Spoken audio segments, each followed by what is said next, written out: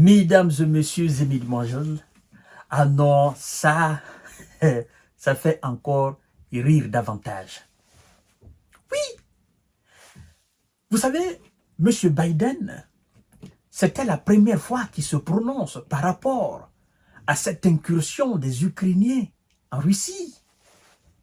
Et oui, après avoir essayé toutes les stratégies de déstabilisation et toutes les stratégies de victoire sur la Russie, sur le terrain en Ukraine, après l'échec alors de toutes les tentatives, de toutes les stratégies sur le plan de sanctions, sur le plan d'intimidation des alliés de Vladimir Poutine, sur le plan des sabotages, mesdames et messieurs, M. Biden vient de nous montrer clairement qu'il a échoué. Le président des USA vient de montrer aux yeux du monde qu'il a échoué. À travers cette déclaration, il vient de montrer que c'est lui qui a ordonné à M. Zelensky d'envoyer des troupes en Russie.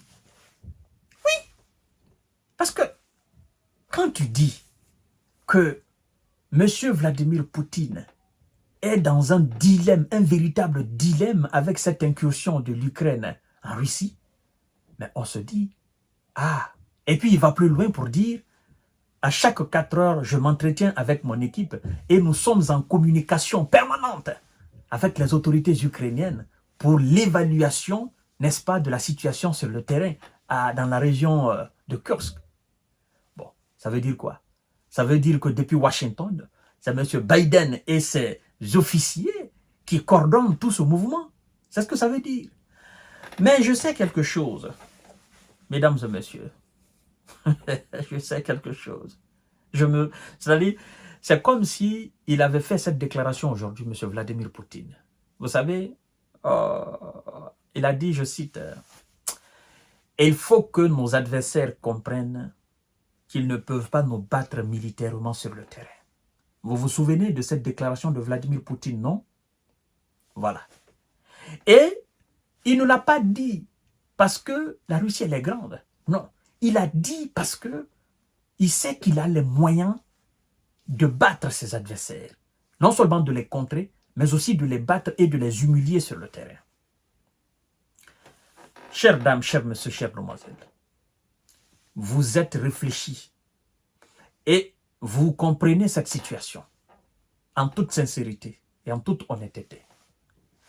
À l'instant T, je suis en train d'enregistrer cette émission. Si on venait à vous poser la question, la guerre entre la Russie et l'Occident en Ukraine, pour le moment, qui est victorieux? Est-ce que vous avez besoin de réfléchir pour donner cette réponse? Mais non. À la seconde près, c'est-à-dire, c'est lui qui est censé vous poser cette question. Avant qu'il ne finisse même de poser cette question, vous allez lui donner la réponse en disant, mais écoutez, qui occupe plus de 20% du territoire de l'autre? C'est la Russie qui occupe plus de 20% du territoire que les Occidentaux veulent prendre, qu'on appelle l'Ukraine. Et alors, jusqu'à présent, ils ne parviennent pas à repousser les Russes du territoire ukrainien. En fait, cet ordre donné à M. Zelensky et à son commandement d'envoyer des troupes en Russie, c'est pour que ce qui se passe sur la ligne de front soit masqué. Parce que la Russie avance inexorablement sur le terrain en Ukraine. Chaque jour qui passe, il y a un village qui tombe, il y a un village ukrainien qui tombe. Chaque jour qui passe, il y a une nouvelle localité qui est libérée. Comprenant cela, ils se disent, écoutez, si on ne crée pas une diversion, écoutez, on est en train d'assister à l'effondrement total, même de ce pays-là. Et donc, les imaginaires se sont assis. Donc, ils se sont dit, écoutez, il faut qu'on crée une diversion sur le territoire russe. L'incursion ukrainienne sur le territoire russe n'est qu'une diversion. Parce qu'aujourd'hui, tous les médias ne parlent que de cela. Mais ils ont fait exprès, ils font exprès de ne plus parler de ce qui se passe dans le Grand Donbass, c'est-à-dire du nord jusqu'au sud, tout au long de cette frontière de plus de 1000 et quelques kilomètres. Ils ne parlent pas de l'avancée des Russes, ils ne parlent que de cette diversion dans la région de Kursk. Alors, nous autres, on se dit, écoutez, on ne perd pas des yeux ce qui se passe au niveau, n'est-ce pas, de la grande ligne de front. On ne perd pas des yeux là-bas. Qu'est-ce qui se passe là-bas? Ce qui se passe là-bas, c'est que c'est la Russie qui est en train d'engranger des victoires. Oui. Ça, on ne veut pas que les gens gardent l'œil sur ça. Mais nous autres, on garde l'œil sur ça. Qu'est-ce qui se passe?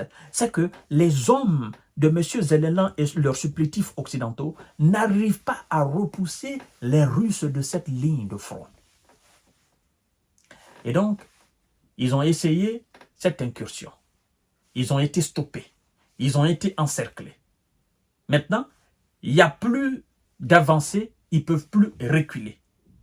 Et il n'y a plus de ravitaillement. Parce que quand ils sont rentrés, on a bloqué la frontière. Et donc, les matériels occidentaux qui les ont permis d'entrer, ils finissent d'utiliser cela, il n'y a plus de ravitaillement, il n'y a plus de ligne de ravitaillement. Et un soldat qui a sa calache, mais il n'y a pas de munitions, mais ce n'est qu'un fer. Ça ne représente rien.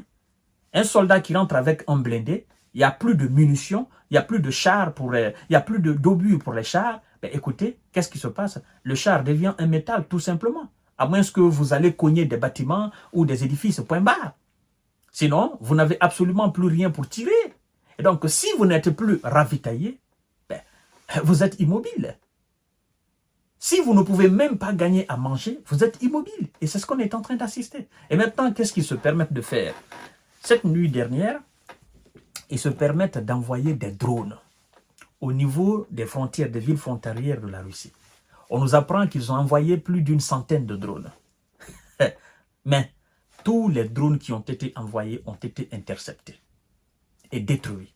Et d'ailleurs, les gouverneurs de ces régions frontalières russes nous apprennent, parce qu'ils ont envoyé à Belgorod, ils ont envoyé à Voronezh, ils ont envoyé où encore, nous apprend d'ailleurs que tous les drones qui ont été détruits, les débris, malheureusement, n'ont pas fait de victimes.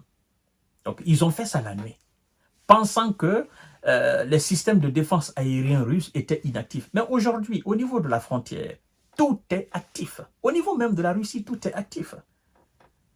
Vous voyez? Donc, M. Biden, quand il dit que c'est un dilemme pour Vladimir Poutine, si c'était un véritable dilemme, pour Vladimir Poutine, on l'aurait su. Mais malheureusement, ce n'est pas un dilemme pour lui. La preuve en est que, après sa mini-réunion avec les services, les patrons des services de sécurité de la Russie, il a été convenu quoi? De laisser l'organe qui est chargé de dénicher les terreaux et de les repousser. L'armée même n'est véritablement entrée en action, mesdames et messieurs. Bien vrai qu'il y a des avions, machin, il y a quelques hommes, mais ça se limite là. Et donc, si cette situation était véritablement considérée par Vladimir Poutine comme atteinte à l'indépendance et la souveraineté territoriale de la Russie, nous savons ce qu'il a pour mater. Mais s'il n'a pas fait référence à cela, il n'a même pas parlé d'armes nucléaires autour de cela, d'armes nucléaires tactico-stratégiques. Il n'a même pas prononcé, il n'a même pas touché le nom de ces armes. On se dit alors, c'est que la situation est sous contrôle. Parce que si la souveraineté de la Russie était en jeu, mais nous savons ce qui est là pour redresser cette barre-là.